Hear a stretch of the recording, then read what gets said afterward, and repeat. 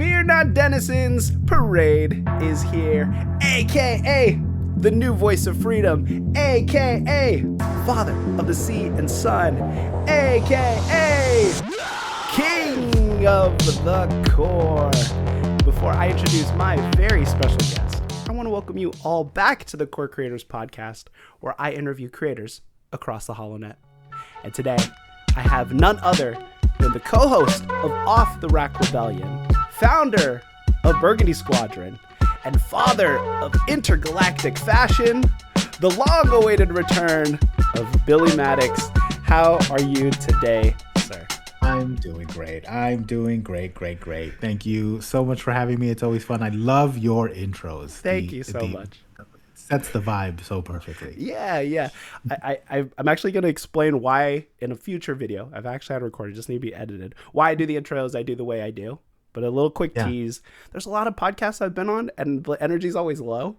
Some people don't like big intros and just like bombastic, but I'm like, let's bring up the energy. We're having some fun. We're talking. Love it. Yeah. How are you? We're at the beginning of 2026. How are you doing? We're just coming off of the holiday, right? So I feel like I've come out of hibernation. For sure. The holiday time for me, even though there's time off, and I head into every single one of them with plans. I've got so much time off. I'm gonna do this, I'm gonna do that, and I'm gonna do the third. It's all gonna get done, right? I did nothing. My wife and I like to say we became couch, right? We are couch now. We are couch. And so we didn't do anything, but that, like, you need that recharge sometimes. And what better time than the holidays, right? To do that. It's cold out. It's like rainy. It's snowy, depending on where you are. It's rainy. Other places here it was rainy. Yeah. And you don't want to go anywhere. You kind of want to be, bundled up. You're watching like feel good movies and things like that. Yeah. Like there's a nip in the air. It just feels really good to kind of just stop. Yeah. Yeah. What also makes me laugh too is, everyone goes, New Year's resolution, right? Like beginning of the year, new me. And then we party on the 31st and then hungover on the 1st. It's like, let's just start the year tired and drunk and not working or being productive. It's like there's a hypocrisy. I've taken on, I think, a more kind of, and I don't mean to sound so like, I don't know, this is going to sound weird, but I've taken on a more kind of indigenous spirit, a more kind of human look into the beginning of the year. And I don't actually think we're supposed to be setting any goals or making any changes in the dead middle of winter. Yes, actually true. We're supposed to be sleeping. Yes. We're supposed to be getting fat. Yep. We're supposed to be eating. We're supposed to be like bundling up. Yeah. We're supposed Reset. to be hibernating. Yeah. Like, and so I'm an anti-resolutionist. Join my party. I'm an anti-resolutionist. Because I feel like, and this, this also take it with a grain of salt, but sure. I feel like if you're waiting until the 1st of January to make a change in your life, my boy, you're already too late. You're doing it wrong. Yeah. You're already too late. If you need to make a change, make that change. Make it tomorrow. It doesn't matter what day it is. Right. That being said, I do feel like that there is a cosmic energy. There's, we are tapped into our own circadian rhythms and things like that, and the way the sun moves, and we move around it. That I do think that the beginning is spring. That is the rebirth. Yes, right? rebirth. Yeah, 100%. So you plan, you conserve your energy, you're plotting, you're get those ideas going. It doesn't mean you have to completely stop, but rest. This is the time to rest.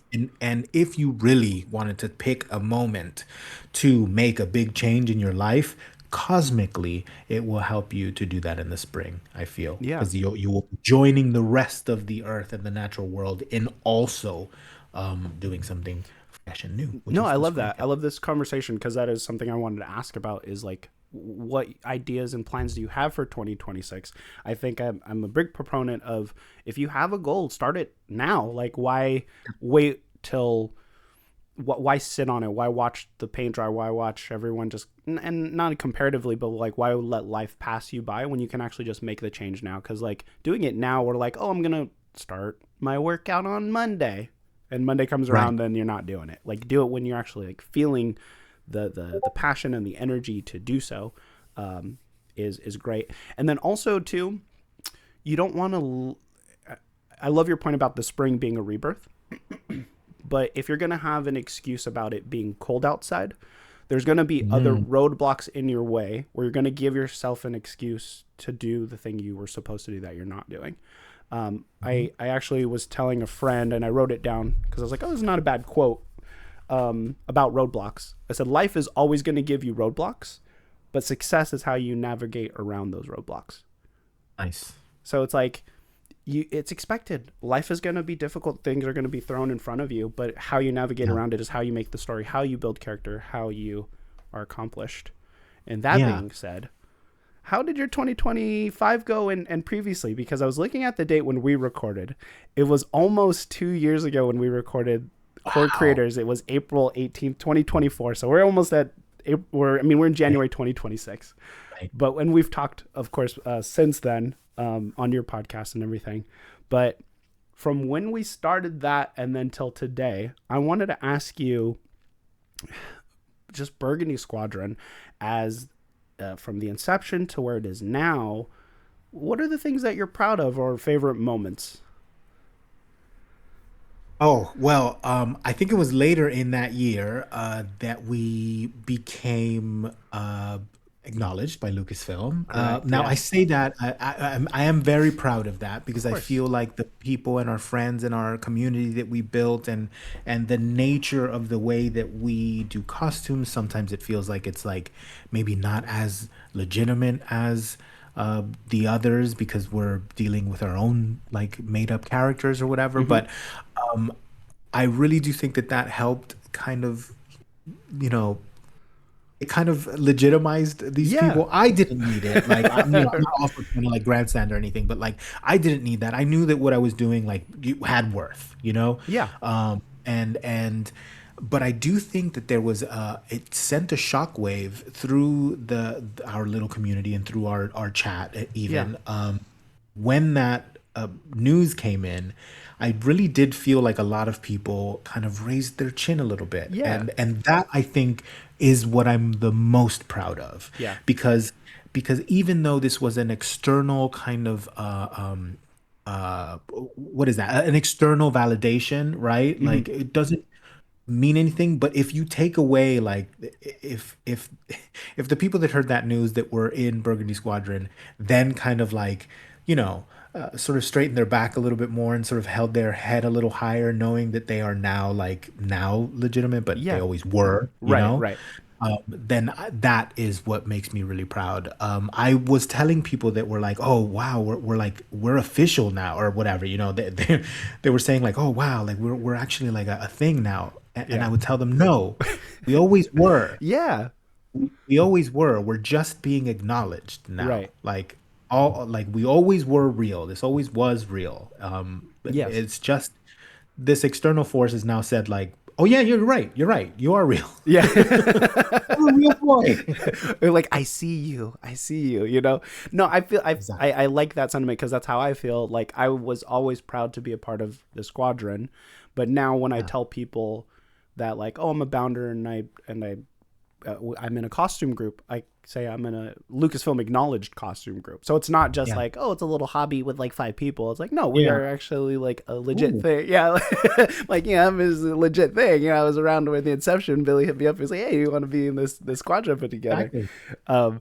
So yeah, I think it is it is nice, but I also, in the same way, don't need external validation because we would still be doing the exact same thing we're doing now. Exactly. Yeah. Exactly. It's just like now we have like a little stamp, right? That we're like, oh, hey, Lucasfilm sees us. They're watching us, so we gotta be good.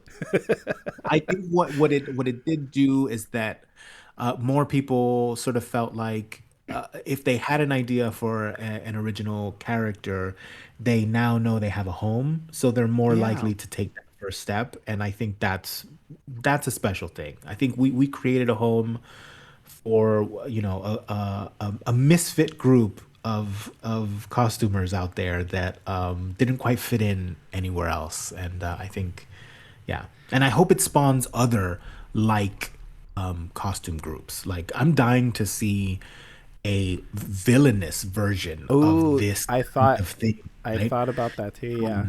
I can't take that on. I'm also not ever going to build a villain character. It's just not my thing.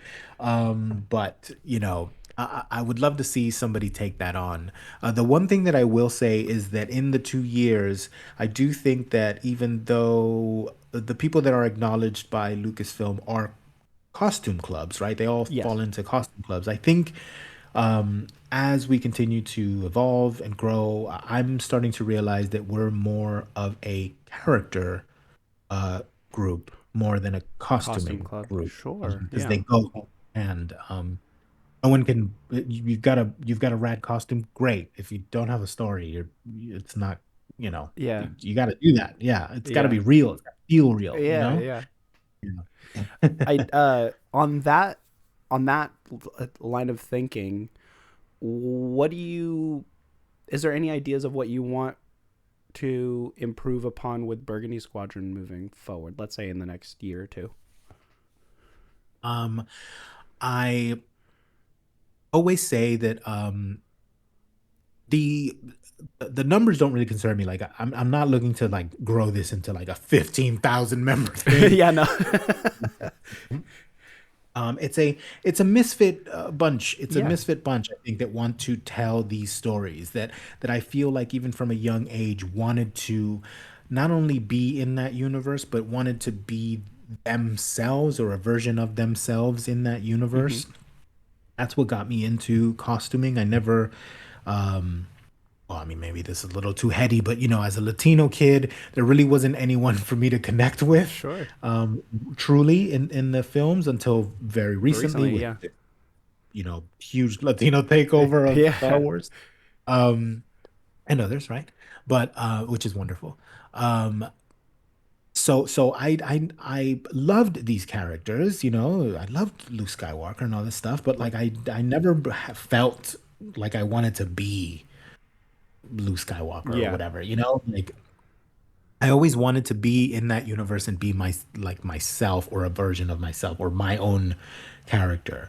So what I would want to invite in, and I'm just gonna put this out into the universe, is I want more walks of life. I want Oh, yeah, yeah. like we saw like on Gorman, like I want someone to bring me a Gorman hotel staff character. Concierge, yeah. I want someone to bring me a Senate maintenance worker Hmm. character, those kinds of things. On Gorman, we saw bakers, we saw Yeah. cafe employees, we saw, fashion designers, like Yeah. reporters, like we had never really seen reporters. That was something Hmm. that we talked about at Cosmic, I'm sorry, at the Cantina crossover. Hmm. Um, that you were saying like, oh, I feel like my character is like a radio, Yeah. pirate radio kind of host, and we started talking about like the news people and the anchor people on in the show. Anyway, that's what I would love to invite, and I think that's why I this past year finished up, which I think was my achievement, my merchant, Yeah. right, Yeah. and I built that specifically to broadcast and communicate that Burgundy Squadron, you do not have to be a, military Yeah. combatant. Yeah. That you can be a person, and a lot of our like people are not military combatants Yeah. for however however you think it's just a bunch of smugglers. It isn't like it Right. just is not. Yeah. Once you really start to look at the characters and how they dress and what their story is, you see that there are all walks of life. So I would love that Yeah. more than any. Essentially, my character is like a space trucker. And like, oh, I just Yeah, happen to be smuggling. Like, I don't even consider him a smuggler in that way. And yeah, then because they're on like, the radio, it's like the pirate radio yeah, thing fits. And then it leans into, the podcasting thing, which was part of our yeah, conversation. So yeah, it is yeah, interesting. Like, yeah, let's just have some like more like again being reductive, NPC characters, Yeah. background occupational people, because those people exist in Star Wars, where they go, Yeah. hey, we do need to be in this rebellion, we do need to resist, we do need to fight back. Yes. So And I can't wait for the next wave of characters that we get in Burgundy Squadron to really show that. So I think that's really cool. Like one who was it? It's oh, what's her name? Oh man, I'm so bad at remembering people's names. oh, Um, yeah. but yeah, they is there anyone who's like selling fruit? Do we have like a fruit person selling fruit? I don't think so, but that would be great as well, you Yeah, know? I think it's But Oh, go ahead. Sorry, go ahead. no, I was thinking that bodega worker in Andor, like that would be great. Like Yeah. just someone that that has a corner store, like all of those kinds of characters can be aids to the rebellion. Mm-hmm. Like they don't have to be on the front lines. Like that's not how that resistance is built. That's not how the French resistance was. Like Mm-hmm. there's levels of things. The other day, interestingly, the other day I saw a post, and someone sent it to me, and it was someone that sort of deals with sort of resistance and rebellions and Mm-hmm. stuff. Of course, like what's going on in our everyday Yeah, lives. yeah, yeah. It's kind of ever present, and it's weird that we have to sort of think about these things, but Yeah. without getting too bogged down in that, it was a kind of an infographic that showed like concentric circles, right? So something in the middle, and then sort of a spanning out a bit more, another circle, spanning out even wider, another circle. In the middle, there they put like sort of militant groups and people organizing protests and resistance and things like that. And then on the slightly larger one, it's people that work providing food and meals to people that support those inner sort of groups, Yeah. people that distribute leaflets Mm-hmm. and broadcast messages. And then on the very outer rim, there was everyday people that are fed up with oppression, that are looking for ways to aid the resistance and help out. And Mm-hmm. so that's where community is, and that's Yeah. where left and right to your neighbors, and kind of joining communities. And so those are the concentric circles of like any sort of resistance. And Yeah. someone sent that to me and asked me, where in this chart is Burgundy Squadron, right? Oh, yeah, yeah. And I said, everywhere, Mm. because they are from those civilians all the way into the like rebellious, like militant combatants, all the way out to farmers and everyday sort of workers and Yeah, walks of and life. things. Yeah. Expands the whole thing. That's where we are everyone and no one comes from. Like, Yeah. which I think really rhymes with we have friends everywhere. Everywhere. That means from top to bottom, Yeah. from the Senate to maintenance, you know? Yeah. That's awesome. I love that. One of the moments that I was actually proud of, and it's one of those like little things. It doesn't, in the grand scheme of things, it doesn't mean like anything crazy, but he changed his name on Instagram. Was it I just looked it up, or not changed it, but Incidental Spaceman Oh, got right. a honorable mention to Elizabeth Delau, Clea, as the Yes. honorable mentioned Burgundy Squadron member. Yes, she is our first ever honorary member. Yeah. Yeah, and I was like, oh, what a perfect character to do that with, right? How did you like explain your feelings when all that happened? Oh, well, he pitched it to me and he was like, "Hey, I'm going to this con. I cannot like I'm going to pay to get an autograph or whatever Yeah, you get a meet and photo, you greet. get an Yeah, autograph, yeah, right? Meet and greet kind of thing." And he's like, "I'm gonna do it anyway, right?" yeah, He's like, "What do you think about, doing a plaque, right?" And we sort of went back and forth on what that would look like, and we decided on that slate one, which I think is really cool. And he was like, "Okay, so I've got her booked, so I will slide that on over to her." and she will be our first honorary member. I didn't even know that that was a thing that happened. And he sent me like links like, oh, the Rebel Legion does this, the 501st does this. They have a long history of doing that. They have a long history of like whenever someone new joins like a Star Wars cast, like their first con or one of their first cons, they will sort of induct them Yeah. as a honorable member.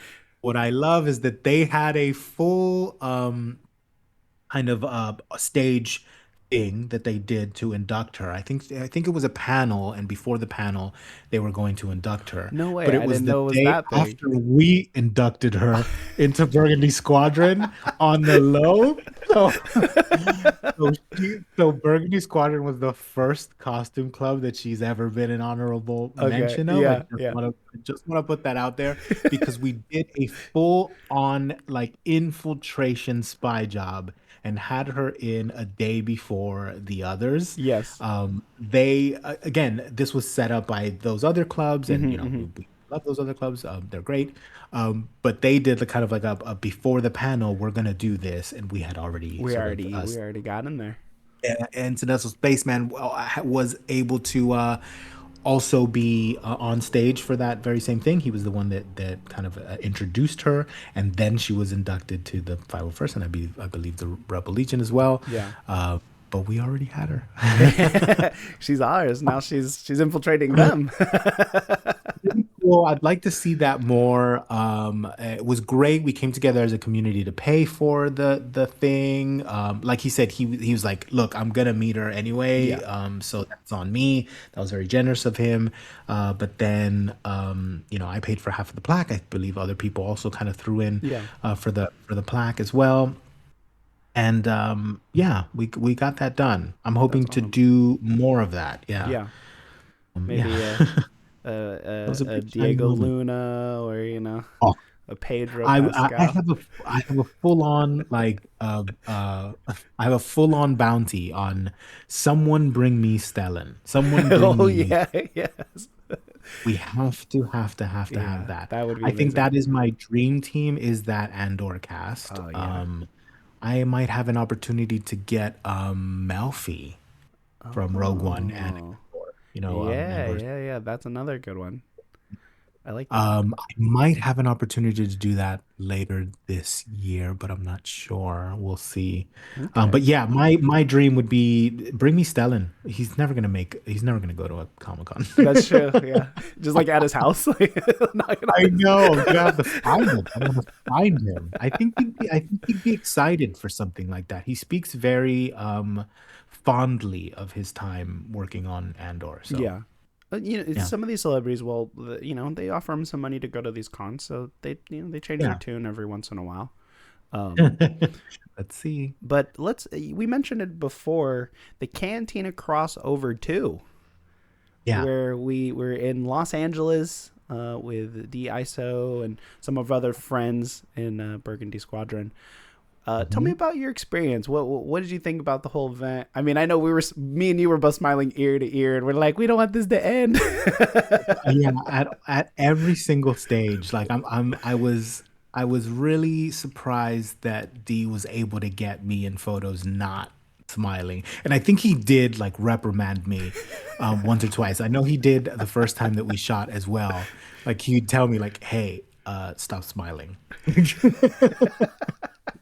And I don't generally do that when I'm taking photos. Like when I go out and I go on location or whatever, it's Mhm. all business, you know. Yeah, yeah, And sometimes my wife will help out and she gets really into it, but she's not the type, like, she's not going to tell me, like, let's go out and take photos. sure. But if we're ever out and about and, sometimes I dress like this in my everyday, right?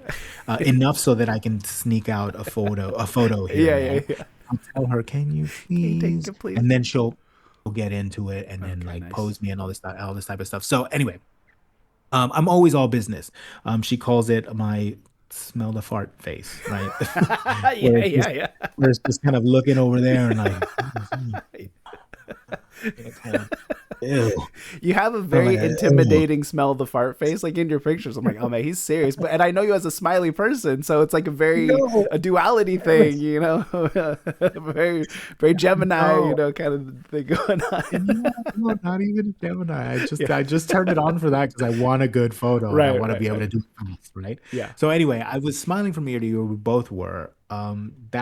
That experience was really, really cool. I think it's I've been to Ren fairs in the past and Mm. things like that. So I've been to like immersive experiences. I've been to Batu. I really do feel like that is as immersive as you You could get do yeah. it. If you're standing there even on your own, if you go by yourself and you just kind of feel like you're there, I don't really get why people feel like their immersion is broken. I don't know. I'm just always playing pretend, so so it's great. So it was really great to see the level of costuming in that room was amazing. I love being in rooms with people that are far beyond my skill level. I think that is really important to always find yourself in rooms where you are around people that are way better than you. Yeah. If you're ever in a room, that's that old adage, right? If you're ever in a room and you're the smartest person in the room, you're in the wrong room, Yeah. or the best in the room, or et cetera, et Yeah. cetera. Yeah. Yeah. If you ever find yourself in that situation, I mean, what are you doing? I don't know. I want to learn. I want to see. I want to marvel. Yeah. So seeing some of the costuming there and some of the performers that were there, I mean, my mind was blown when I found out that there were people that were in a Star War that also were in a picture with me, and also that I was being lit by Yeah. people that lit a Star War, and like, what is happening right now? Yeah. Like, what is happening right now, right? So that was amazing. D is super talented. He is incredible. I come from a shooting background. I went to Parsons. I went to Parsons and studied photography. Oh, Like okay. Okay. I was a studio photographer. I worked in New York in the fashion world. Like um, that's sort of what I did. I did studio photography. It's different than him capturing these moments. Yeah. It is taught to us. It is, we look at all that kind of work. I would consider him a a sort of a street photographer that has found himself fabricating his own up streets. Yeah. Making his own lane. Yeah. Yeah, because he captures moments, and Hmm. that's what sort of street photographers, like art photography people and street photographers do. Robert Kapuzak, Stieglitz, war photographers. They're capturing moments, Hmm. and I think that's what he does. So anyway, being in a room where people are all dressed up and you're seeing these amazing costumes, and we're all being put into these situations, is incredible. Like there's no other high. Cons are great, but that to me I think is peak. Yeah. That was a lot. Yeah. I said in Yeah. the last podcast, I was like, I need a debrief for Yeah. these kind of things because I was like buzzing even after I left. I mean, it was great, finally meeting you in person. Just everybody, Sean and Rich and Dre, and there's a lot of great people there, and I'm hoping, we cross paths again at these kind of things as they unfold because D is doing Cantina Crossover 3 in Lancaster. I posted it on his Instagram. I think by the time you hear this, there might still be spots open. Hopefully, I post this in time, but it'll be at the end of February. So, yeah, no, it was really cool. I think it is different from being at Galaxy's Edge, and it is definitely different from Con. So, I think there's a lot of value in that Yeah. experience. And I know, we'll see how many more he has in him because takes a lot of work. It has a lot of there's a crew, a production thing, like you said, getting lit. You're actually getting lit, and there's a lot of things happening at those things, but they're a lot of It's a fun. lot of moving parts. I did listen to that episode, and it's a lot. And and it shows because what comes out of it is incredible, and the seeing that machine move and being so fluid and so smooth, like it was incredible. There wasn't a single hitch there. But I think that also is to D's credit, and he will never, like, the kid doesn't take a compliment. No, he doesn't. The kid does not take a compliment. I call him a kid, but he's not a kid, Yeah. but he's like my little hermanito. So, now I don't know. We're both Latinos, so it's like the minute I met him, I was like, oh, that's it. You're my brother. Yeah, You're my yeah, little brother. I'm gonna protect you. Yeah, I'm gonna protect you forever.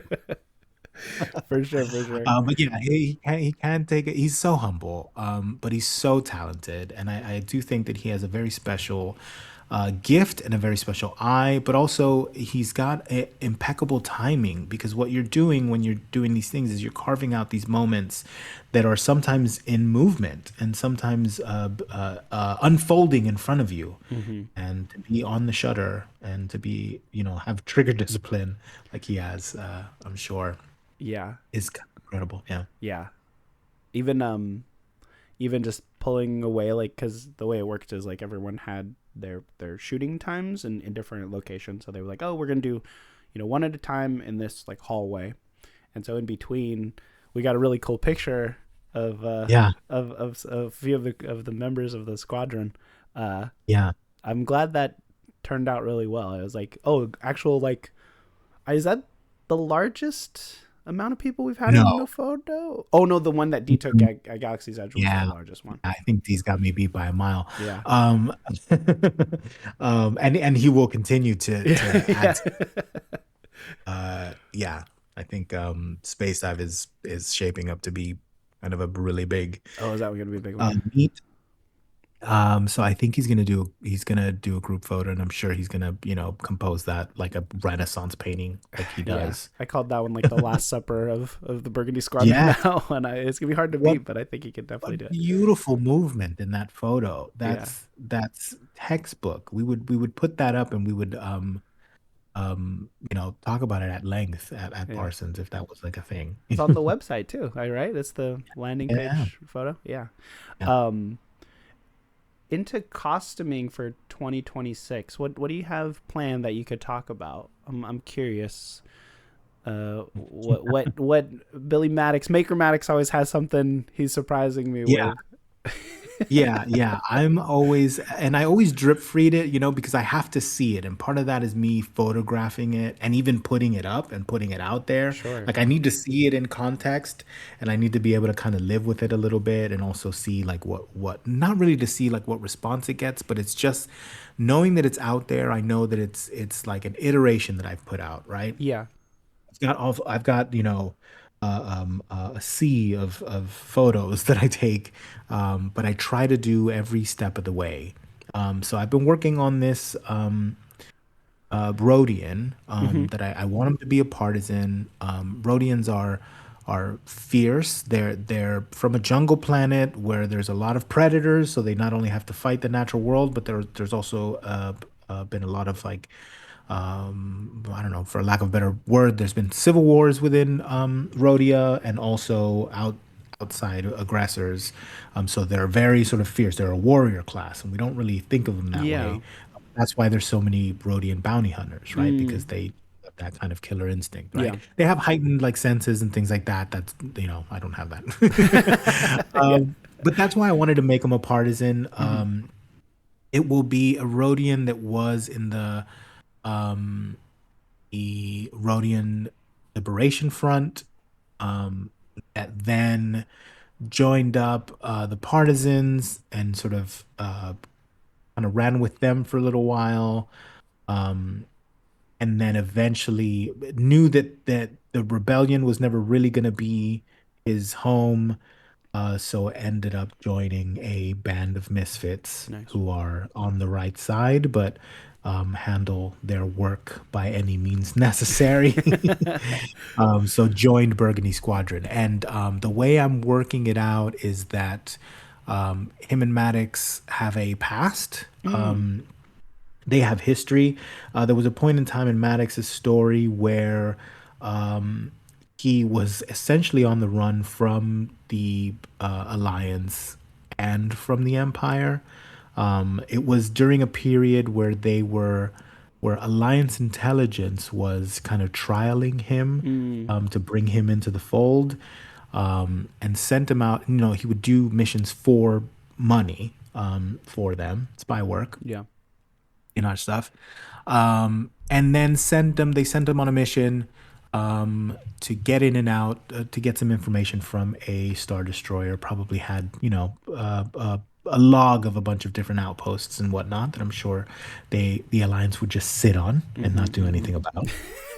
So the story goes, and without telling the whole thing, but the story goes, he went into the, he got onto this destroyer and made it all the way to the bridge to get the information. And who he saw there was his father. Dun, dun, dun. His father, who had ascended in the ranks and was now a Grand Admiral. And at the essentially at the helm of that destroyer, and he snapped. And rather than having a quiet in and out to get that information, he let's just say he left with his dad's rank badges. Yeah. And a scuttled destroyer behind him. That's how he got his ship. Because of things. If you want to read the story, I'll he'll send you the documents. I know. Yeah, I'll send you the documents. But that's how he got his ship. This, that, and the other. Right. So he was supposed to go in quiet and leave quiet. Yeah. And it was an extraction team, whatever. So from that point on, he botched that job. He kind of lost his cool. He killed his dad. And and he scuttled that ship. And had to be ghost. So he had the Alliance on his tail because they were like, what did you do? Why did you do that? Yeah. The Empire, because he took out somebody hefty and scuttled one of their ships. So he had to be ghost. And that's where his Imp Hunter armor comes in. And he left with a list of essentially a hit list. He obtained a list of targets that he knew the Alliance would just sit on. So he got ghost, and he called up a couple of partisan friends, and I think that's going to be this Rodian, who gave him a spare ship and a couple of coordinates to a couple of safe locations. They owed him a favor because he had killed a bounty hunter that was going after them in the past. That's where he got that helmet. So it all, it's all in there. I'll explain. So I think that this Rodian partisan, I'm pointing that way because Linda spent all the time out to him, and I can see his little face over there. Quick idea. Maybe the evil Burgundy Squad is that list of characters. Yeah. Who knows? Who knows? I just started out. No, that's really cool. How is it being in a mask? Do you like wearing latex mask, or it's getting better. I did get that mask off the back of Cantina crossover. Sean, Iknebob, shout out to Iknebob, friend of the show. Yep, absolutely. Love him. Yeah, he's great. I had asked him, I was like, hey, and this is a weird request, but can you bring like an assortment of masks? And he's like, yeah, I'm bringing them already. What would you like to see? Like, I always bring them, and I was like, I just want to try one on because I'm afraid to buy one in case I put one on and I completely freak out, right? And I feel claustrophobic and I can't do it. And now I'm out, $500, $600, $700 or whatever it is. You know what I mean? Like, I can't do that, for something I'm not gonna take that leap. But he was kind enough to bring an assortment. So I have like pictures of me as a Weequay, as a Nikto, and then he was like, how do you feel? Like, does it feel okay? And I was like, I think this could be okay. And he's like, don't worry. He's like, I'm gonna hit you up in a couple of days and we'll talk about this. And then he said, I'd actually like to get rid of one of my Rhodians. Like, do you want first crack at it, right? Yeah. And I was like, yes, let's do it, right? Yeah. I bought a mask that he has many Rhodians. He has many. he wasn't gonna use anymore. Was just kind of sitting there, and he was like, do you want it? And I was like, yes, thank you for giving me that like test run. I think I'm gonna be okay. I'm getting better and better. I Okay. think at first I felt a little. It also depends on like what I'm wearing. If I know that I can get out of it quickly, You're I fine. feel like Okay. I'm better. Um, Do you battle with claustrophobia? If you don't mind me asking. no, Okay. no, Okay. but it is still very restrictive. So Okay. it does sort of feel like, um, you know, it's not that it's hard to breathe, but because it's an enclosed space, you forget how to breathe. Sure. Yeah. Yeah. So it's just like putting it on and like just like actively taking breaths in it so that I know that I can breathe. Yeah. And I learned something today, which I think is a trick. And I grab my ears, right? And I kind of like do this up against like my head, my temples or whatever. Uh-huh. And it like vacuums in air through the Oh. mouth. And so it cools off the mask like Okay. instantly. And Okay. it also defogs the lenses and gives me a little extra air. Yeah. And that's the trick for me. I Got can it. wear it for a while. I wore it Yeah. for a good amount of time today without taking it off. And every once in a while I would do that just to kind of freshen myself up. There's no room for a fan in there. For sure. So yeah, I'm getting better Good at wearing trick. it, I think. Yeah. Shout out to Aiden and Pam Riddle for wearing all these masks Yeah. too. I don't know how you guys do it. Like helmets are cool, but they're not as restrictive, right? So No. anyone who's enduring that stuff, shouts to them. Even Sean, like he has all the masks in the world, so it's pretty sick. It's the neck, you know, so once it's on, it's kind of difficult to take off because you have to kind of like take it off. With a Yeah. helmet, you can pull it off. It's like a hat. You could just it's Yeah, off, yeah. you know? Yeah, yeah. Yeah. But, I'm in the larger domed type of crew. So it's like I got to be very very mindful of the things I Mhm. put on top of my big head. But yeah, no, that's really cool. I did have a question. Do you think of a character idea? Let's say like, oh, I want to make a Gorman Baker, and then go off of Yeah. that, or does it come off of like, oh, I have a piece, I have this vest, or I have this thing that I want to showcase? Like, how do you approach making a new character or costume? I think I do start with the character first. You do start with the I character, and think then I try to get an make the idea. stuff fit. Yeah.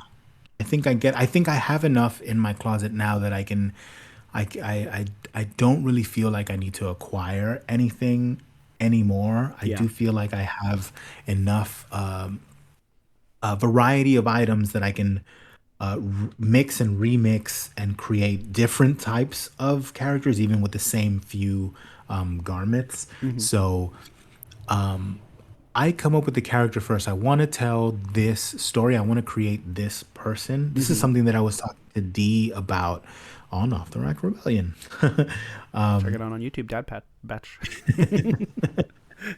that I tend to create a person first because I think that, and especially if you're struggling writing a story, I think it's better to think about who is that person, right? And Mm, what I mean by that is, what are they like when they are sitting around at home, relaxed? What are they like when they are in a anxious situation? yeah, What are they like when they're feeling confident? When they're feeling funny?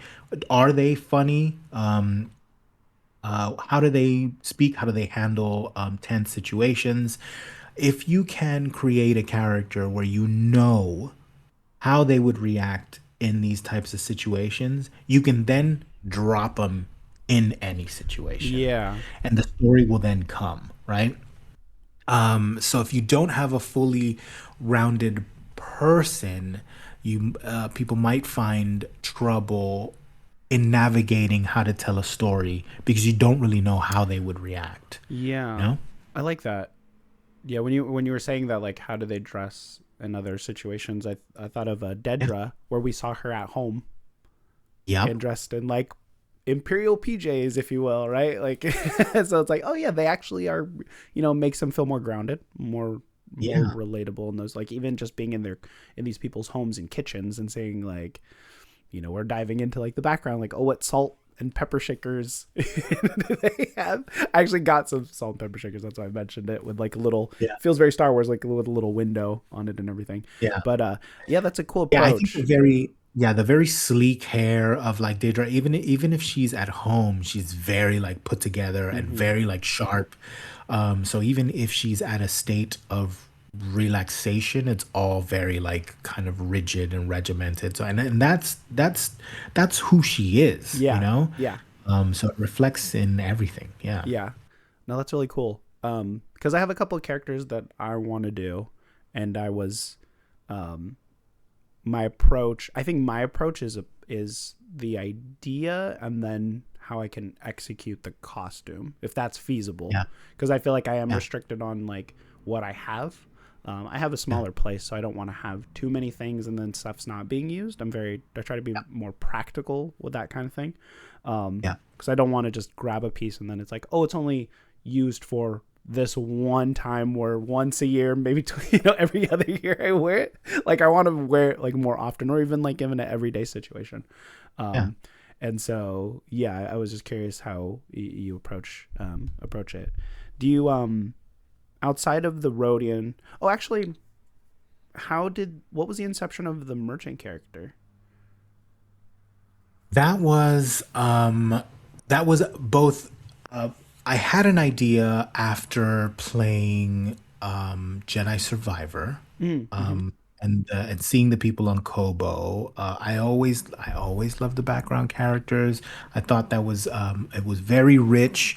Uh, there's a lot of diversity on Kobo, Mm-hmm. and there was one character in particular. I think her name is Dima, and she's a merchant. She has a store in that's right across the not across the street, but whatever, across the way from Pylon Saloon. And you will unlock her early on in the story, but Okay. not right away. And I was blown away by this character. It had so much texture, and it looked wholly like Star Wars, but it didn't look like what we would conjure right away as Star Wars.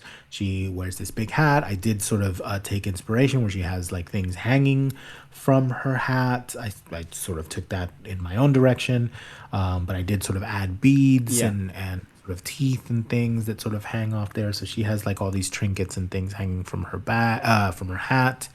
Um, and they're very drapey, very denizen sort of looking, and I was really inspired. There's also like a garden, yeah. Anyway, I was really inspired by that, and I also wanted to communicate to the world and to the rest of the squadron and squadron hopefuls that a character like that can exist and be part of Burgundy Squadron. The story for that character is that they can procure the unprocurable, so Mm. they are just a merchant and they do a bit of traveling, although their home base is in Kobo.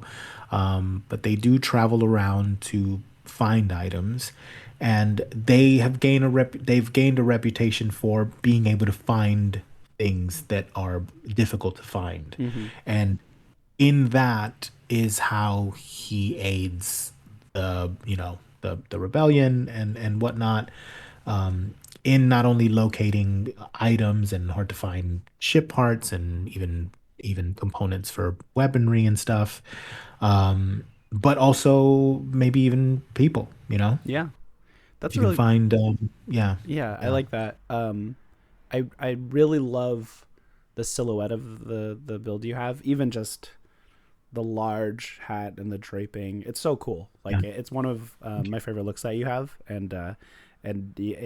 you put a lot of care and thought into it, which I really appreciate. Even like your breakdowns of like, oh, I got this is for that, and the lines and I've got one coming. I've got one of my those little infographics that I started, that I got really into doing, and I'm doing many more of them. And I've got one on the full, beginning to end on yeah, the merchant now that it's complete. So I'm working on that one now, and I'm telling the whole story, showing sketches and the oh, that's whole awesome. nine. Like, yeah, We need a Billi Maddox coffee table book of all your all your build, like the Star Wars encyclopedias from back in the day. I'm sure you have Yeah, I enough kind of want to content put on together that. like little.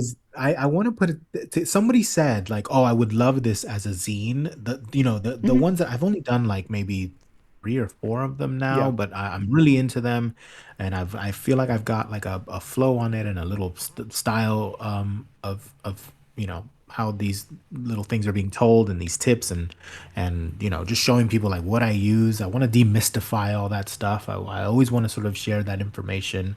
Um, and someone was like, "Oh, this would be amazing as a zine," and that stuck with me. And I'm like, "Well, if I do enough of these, I can then kind of make a little book of them, and maybe I'll do that." Speaking of, I give you a sneak preview on a sneak peek on Oh, of something. course. Let's see it. Let me hang Exclusive. on 1 second. One Of course, second. I'll It's right fill it over here. with promos. Thank you so much, everyone who's been watching so far. You can check out Billy on the Off the Rock Rebellion on the Dad Batch Pod on YouTube, and you can find more of me and my friends here on Raincore on YouTube. Follow us on Instagram. Go ahead. Okay, so I have a little something that I've been working on that's kind of related to that, but I've had the idea for this for a while, and I think I've got it. Okay. Okay. And it's this, Oh, right? Cosplans. Yeah. And I've done a little book called Cosplans. It's called #Cosplans. Uh It's huh. not available yet. Okay. I don't think it's still sort of getting approved and whatnot. It'll be on like Amazon No ADP, the way. Kindle Direct Publishing. Not a Yeah. big deal. Anyone can do it. Like literally took me like a weekend to do. Oh, okay. Well, not the pages, but to get it published or Yeah. Yeah. whatever. But it's a planner, right? Because I Oh, was yeah. working Yeah. on that merchant little like infographic thing, and I was like, oh, I have all of these drawings and things, and I actually had made a notebook with these very same like mannequins. Anyway, so this is this is like it's got like a monthly planner in Okay. here with Yeah. Yeah. like conventions and things. Oh, So yeah. it's an Yeah. organizational thing, but let me show you the really good thing about it is that you can also um it's got spaces to kind of do drawings Yeah. and do notes. And if you'll notice, it has like a little mannequin Yeah. Yeah. there, Yeah. male and a female. Let me show you. That's fantastic. So that you can, even just sketch. Can you Sketch. see them? Yeah. Yeah. Anyway. Yeah. It's a little faint, but yeah, I think we Yeah, can see there it. it is. There's like little people in there that you can draw over them. Yeah. They're really faint so that you can draw over them and it won't help you. But then there's also um costuming details and like project I love trackers that. and Yeah. a way to kind of organize yourself where you're sourcing all your things and what you spent on them and like notes pages. Yeah. So there's like paint and weathering schedule Wow. with like Yeah. a Yeah. watches and a to-do list of things. So it's a way to get like, anyway, that's what I That's cool. that's what I was working on over the maybe I didn't not do anything. Wait, no, I confused myself. I did do something over the winter break and it was putting that thing together, Yeah. which is essentially 12 pages repeating. Oh, sure. Yeah, because it's Right. like Yeah. multiple costumes. Because yeah, No, dude, exactly. I Yeah. love organizational things. I'm a freak in the spreadsheets for sure. Okay. Excel kind of. Yeah. So that definitely is something I would probably pick up just It's a to good have on way to hand. It's really cool. remember, especially for the costuming that we do, which is like sometimes it's like 1 and 2 belts, and then these like ammo things, and these like belt boxes, Hmm. and this like poncho, and sometimes it takes me a while to like remember, like, oh wait, what was on the bandolier? Did I have this Yeah. pouch or did I have that pouch? It's a good way to just sort of say this costume has these elements, Right. and you could remember where you found them and things like that, and Yeah. That's why I yeah, find it's a like even the lays are good, like putting everything down on the mm, bed and just like, okay, well, what do I need to bring to the next event? Because I don't want to forget. That's mm, always the worst thing when you're forgetting something yeah. of a piece. But even I also start my costuming with a sketch. So I have a lot of my former cosplay where I have a little drawing of like, oh, I'm thinking of like these kind of shin guards and this kind of chest piece, and then see how it like evolves from there. So yeah, that book would definitely come in handy. I think another good thing for paints, even when it comes to well, painting for sure for cosplay, but even for like working digitally with like thumbnails and things like that, is saving the color name just to make sure everything matches, especially with like what paint did I use, like what layer did I start the base with, and then like what did I actually do the weathering with, because you'll forget and then you have to like match it with everything else. What was the ratio? I did one thing where I kind of put the wrong thing in, but it made a great effect. Sure. And now you don't remember how to get back to that, like that thing, Yeah. So like, what color did I use? Did I use this beige or did I use this, earth brown or that's always the worst. So having a place where you can actually write and refer back to, I think that's actually going to just track it, like, oh, I used this and this on it, and it might not help you in the moment because it's in front of you, so you know what it is. But if you need to go back and you like that gray that you used on that thing, but you don't know if it was a stone gray or was it a granite gray or was it a slate gray, and you're like, even when I have I build my bigger pieces, I'm like, okay, I'm supposed to make, like, I still need to build an arm, or I still need to build a leg or a foot thing, and then I would make a spreadsheet of like percentages of how far along it was, because you have to plan for the conventions, right? You are a freak in the spreadsheets if you got percentages. You have that formula in where it like fills in. I know how to do formulas. Oh no, not a bar, not that experience. Okay, not that experience. Okay. But I've seen people do that, and it's actually great where you can just type in like 50 and then it'll show bar. The bar will go like I'm gonna have to look that up. Progress bars. Yeah, but I got budget sheets, I got like finance sheets, I have scheduling, I track all that stuff. I used to do it for cosplay, because like, hey, we got a convention in September, how many days do I have left, what are my percentages, like how far along, including painting. You have to like factor all that stuff in, because you don't want to do it in the last few days, especially like traveling too. So it's good to have, like, if you have the planner, if you have the planner, you'd be like, oh yeah, that's right, I have to do like a neck piece or part of the helmet. I don't know how people just do it really fast, and like, my brain doesn't work like that, where I'm like, I kind of need to track it because I have limited time. So it's like, if I'm at work, I could look and say, okay, what's my goal for tonight or the weekend, instead of when I actually have time at the work table, spending time planning. Like, it's not really a great use of my time. There was actually a little embarrassing. I don't know how much you worked with, if any, with foam, like the EVA foam. No. One of the glues that was used, it's like a shoe glue, so I think it's actually supposed to keep the sole and the shoe together. It's very strong. Okay. I can't remember off the top of my head. It's been that long. But it actually has a very toxic smell. Like, you're supposed to wear a respirator with it. I took a portion to work because I was actually trying to glue. I was in an enclosed room, so I'm like gluing, probably with the fumes and everything. And I'm like, no one usually comes to see me. I'm in like office space, like in a dungeon type of scenario. But someone walks in and they're like, the letters that are painted on the glass are like melting down because of the vapors that are inside that you've trapped in there after an hour. It is not my current job. It's a former job too. It's a long time ago. I'm not doing it now. It's before work from home.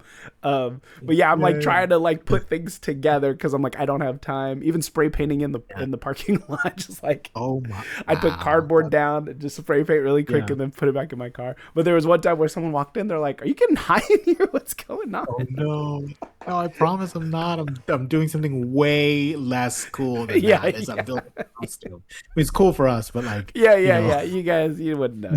Don't worry about it. There's that like TikTok meme that goes, or just it's a meme that goes around where it's like when you're doing something nerdy and embarrassing, and like the meme was there's somebody knocking out the door, and they're like, "Are you doing drugs in here?" And they're like, "Yes," because that's less embarrassing than like the nerdy thing that was happening in there, building Lego or gluing some foam together. I think nowadays it's not as bad. Like, nerd culture is definitely taken over. Like people are watching, Stranger Things. That's all D&D stuff, Yeah. and Lord of the Rings and Star Wars. Like we're in it's a safe space now. We're in a time where that's more acceptable. Everyone's watching Marvel movies and things like that. So don't even worry about it. Don't be ashamed of it. Let your freak flag fly, right? Absolutely. I know we're getting close to wrapping up, but I did want to ask: Are you planning to be at Star Wars Celebration 2027 Los Angeles? Yeah. Okay. Yes. May I ask? Yes. Do you have? I mean, we still have a long runway till we get to 2027. We're just starting 2026. Do you have ideas of what costumes you want to bring or wear at that time yet?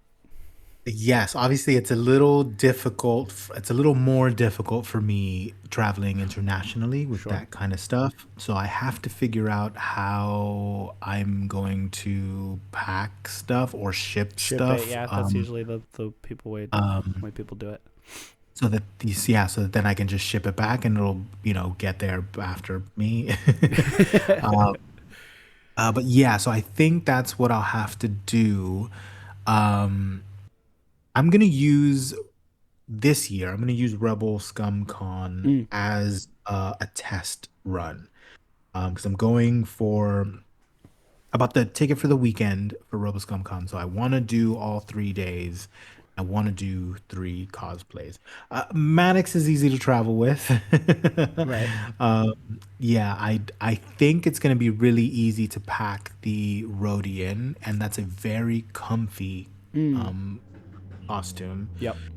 Despite being in a mask at the like I that's my trade-off is like if I'm gonna be in a mask then I have to have like full mobility and Right. I don't have to worry about things like kind of drooping or anything like I don't want to have Yeah. to be fixing anything on me. I want to Yeah. feel comfortable. That's why I put him in a poncho.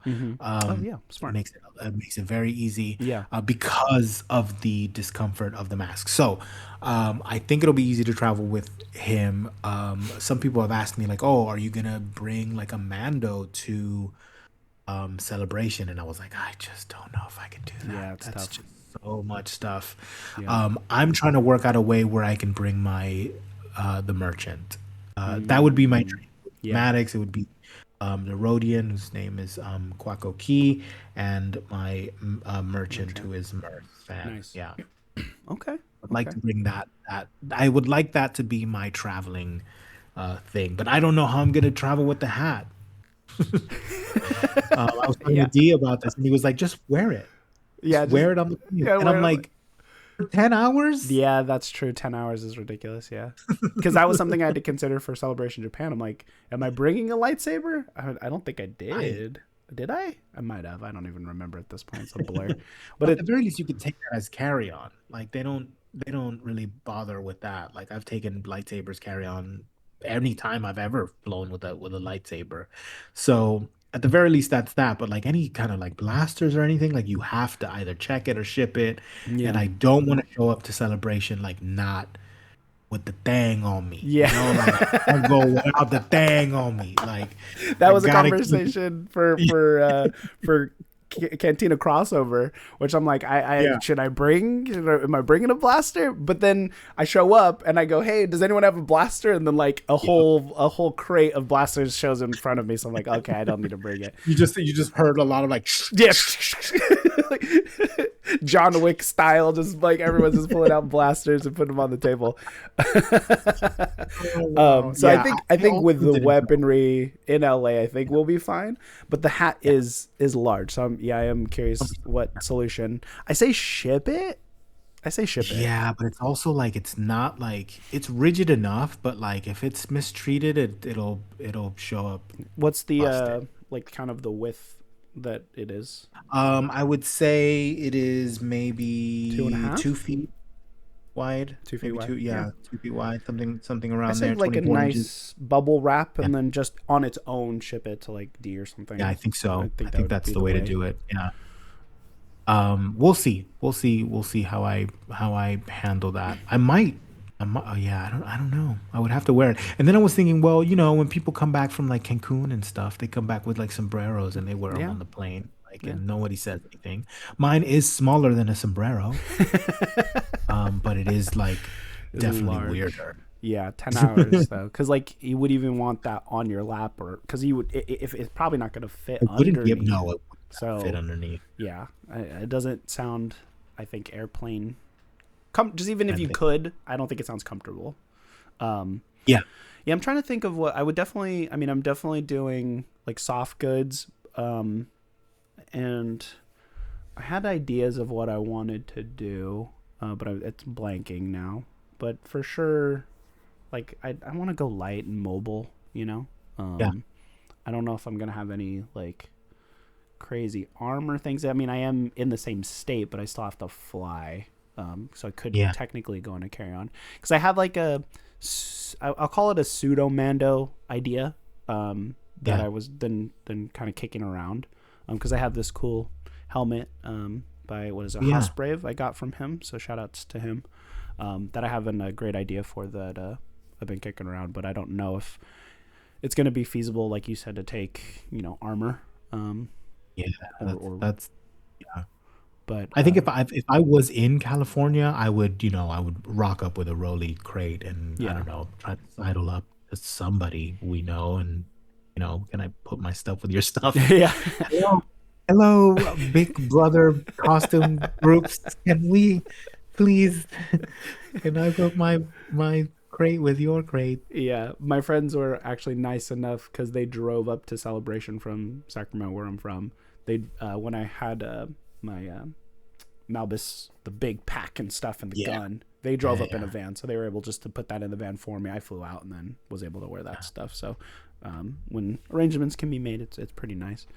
But yeah, I'm excited for that because I feel like Celebration will be the biggest group of Burgundy Squadron we'll have, and even our internet friends.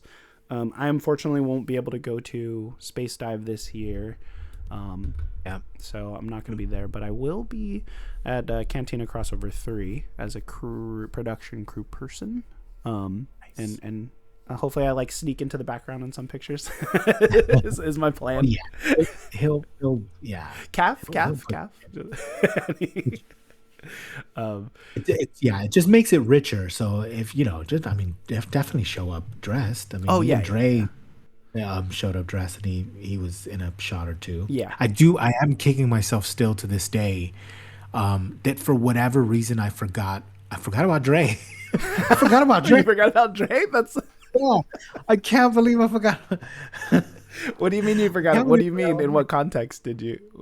For that photo that we did. Oh, right. We sort of peeled out and did that. But I think he was helping with the recording in the hallway. Yeah. He was. And I did tell him, he was like, where was I?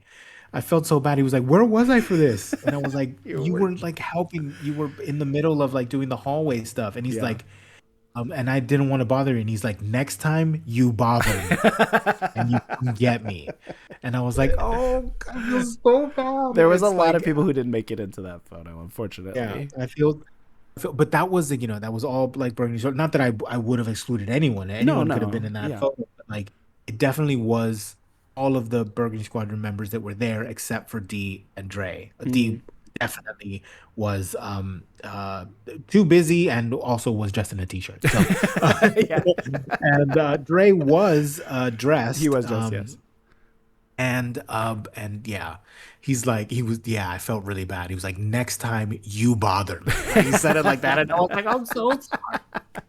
Yeah, you owe him now. That's the kind of thing that's gonna be in there. Like I have to make it up to him. That's the thing that's gonna be in there for years. I don't know why I'm like that. It's not gonna bug me, but I will remember it. It's until you make it right. Yeah, you're gonna have to make it right in one of these following conventions.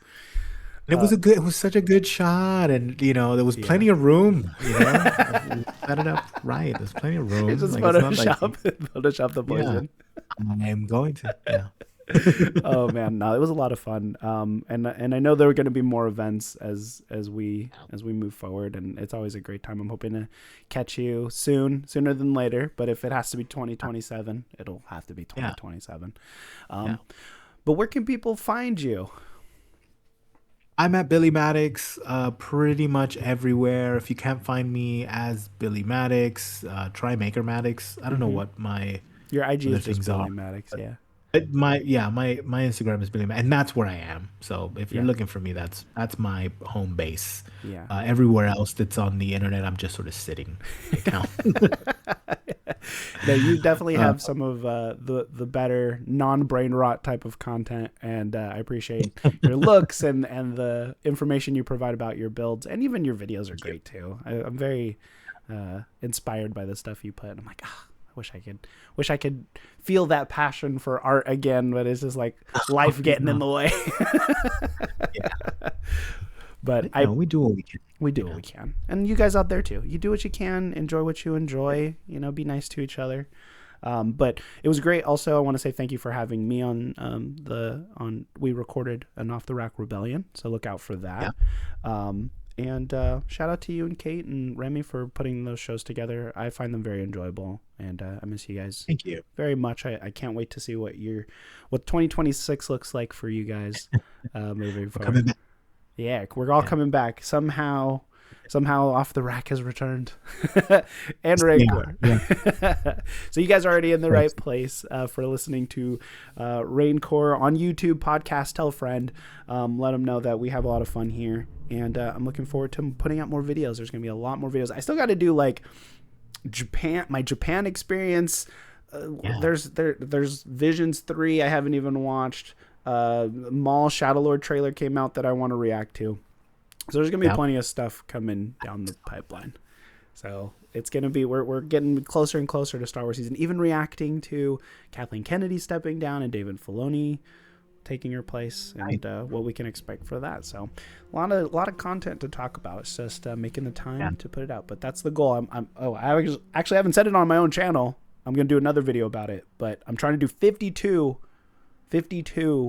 videos this year. This would be number 2 because the Cantina crossover I'm going to count for the first one. But I have some stuff already that needs to be edited. But right. And then the goal, manifest another goal, I want to actually have a panel at Star Wars Celebration. So nice. That would be the goal, and I might see if Mr. Maddox is available for a little pop-in just to say hello. I'm in. What to be out? Well, unless they're doing like some cool panel, I'm not gonna like if the panel thing is crazy at Celebration, it's hard to get in. So I talked to Eli about it. I was like, if we get into a panel, but our panel is on the same time, he's like, no, we're gonna do a panel at Celebration. I was like, okay, yeah, but yeah, that's the goal. We'll do a panel in the street. I don't know how to do. In the quad. I don't even know how to go about that. So I just need a laptop and some microphones. Just grab people. Just street interview. If you want a panel, I'll do a panel. Invite me on your panels. All the panels, solar panels. I don't know how to do a panel. It's just this with just live people, so it's a lot more stressful. Great. So I could do that. Yeah. All right. Well, thank you again so much for being here, and for the rest of you, I hope you all have a great rest of your galactic day. Punch it, Chewie! Boom! We're out of here. It's been a while. Feels good.